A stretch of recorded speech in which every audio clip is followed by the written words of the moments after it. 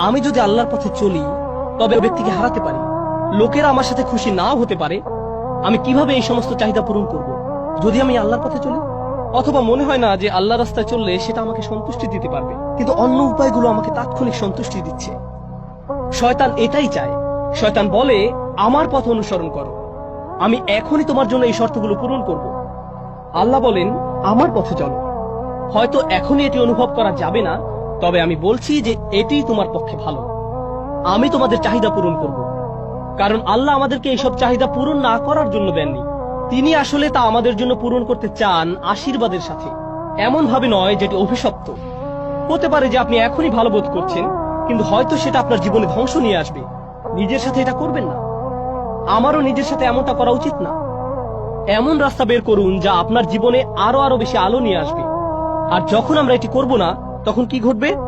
তখন শেষ পর্যন্ত মানুষের মনে হয় যে তারা শান্তিতে নেই।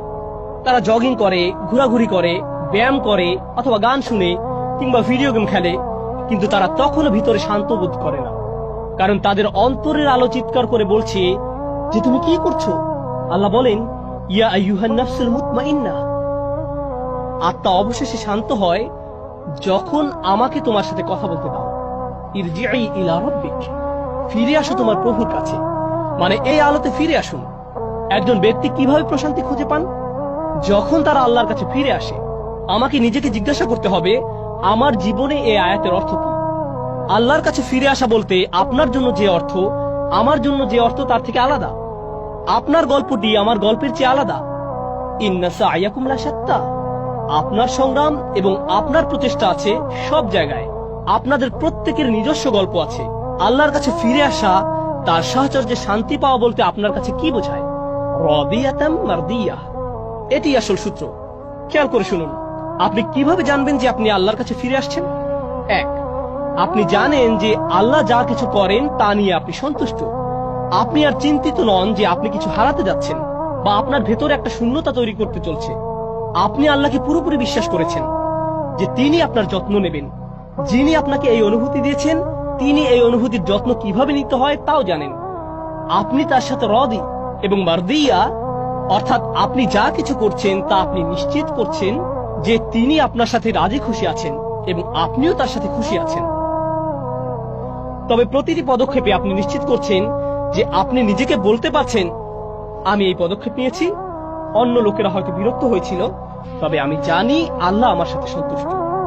আপনি যখন এই পদক্ষেপগুলো নিতে পারবেন, তখন দেখবেন আপনার জীবন শান্ত আছে। হয়তো পৃথিবীতে বাইরে অনেক বিশৃঙ্খলা সৃষ্টি হতে পারে, কিন্তু ভেতরে সব ঝঞ্ঝাট বন্ধ হয়ে যাবে। অন্তর হবে পুরোপুরি প্রশান্ত।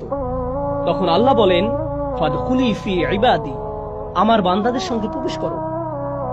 যার বর্ণনা যা লক্ষণীয়, তিনি বলেননি ফাদখুলি জান্নাতি ফাদখুলি ফি ইবাদি, মানে বেহেশতে প্রবেশ করো এবং তারপরে আমার বান্দাদের সাথে যোগদান করো। কারণ যখন আপনি বেহেশতে যাবেন, তখন আপনি মানুষের দেখা পাবেন। কিন্তু এই আয়াতে আল্লাহ অন্য কিছু বলছেন। তিনি আরো উল্লেখযোগ্য কিছু বলছেন। আমি চাই যে তুমি তাদের মধ্যে স্থান পাও যারা আমার দাসত্ব করে, যারা নিজেদের আমার প্রতি সঁপে দিয়েছে। এবং আপনি যখন এটি করবেন, তখন আসলে জানতে পারবেন যে জান্নাত আসলে কি। এটি কেবল আখিরাতের জান্নাত নয়, এই আয়াতগুলোতে সেটাও আছে, তবে এখানেও আরো একটি জান্নাত আছে। তারপরে যখন সেই জান্নাতের সাক্ষাৎ ঘটে, তখন সবকিছু থাকে শান্ত, কোনো উদ্বেগ বাকি থাকে না।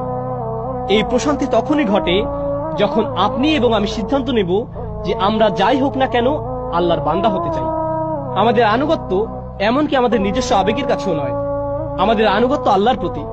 যখন আমরা নিজের ভেতরে এটি করতে পারি, যখন আমরা এই ধরনের হিজরত করতে পারি, তারপর আল্লাহ বলেন, ফাদখুলি ফি ইবাদি ওয়াদখুলি জান্নাতি, তাহলে আমার জান্নাতে প্রবেশ করো। এটা ফাদখুলিল জান্নাহ নয়, বেহেশতে প্রবেশ করো, জান্নাতে প্রবেশ করো না, ওয়াদখুলি জান্নাতি, আমার জান্নাতে প্রবেশ করো, আমার জান্নাতে প্রবেশ করো। যেন আল্লাহ এই লোকদের জন্য যারা আল্লাহর দিকে ফিরে এসেছে এবং যারা আলোর পথ অনুসরণ করেছে, ওহির পথ অনুসরণ করেছে, আর যারা সেই পথে আরো অগ্রসর হওয়ার পদক্ষেপ নিচ্ছে, আল্লাহ তাদের সম্পর্কে বলছেন, আমি তোমার জন্য একটি বিশেষ জান্নাত তৈরি করেছি। আমরা সেই লোকদের মতো হয়ে উঠতে চাই। এই লড়াইটি আমরা জিততে চাই। এটি একটি গুরুত্বপূর্ণ জিনিস যা আল্লাহ আমাদের দিয়েছেন। আমাদের যে অনুভূতি রয়েছে সেগুলো নিয়ন্ত্রণের জন্য সংগ্রাম করতে হয় এবং এর মধ্যেই সেই ভারসাম্যের পথটি খুঁজে পেতে আমি প্রার্থনা করি যে আল্লাহ আমাকে আপনাকে প্রত্যেককে সেই সৌভাগ্য দান করুন।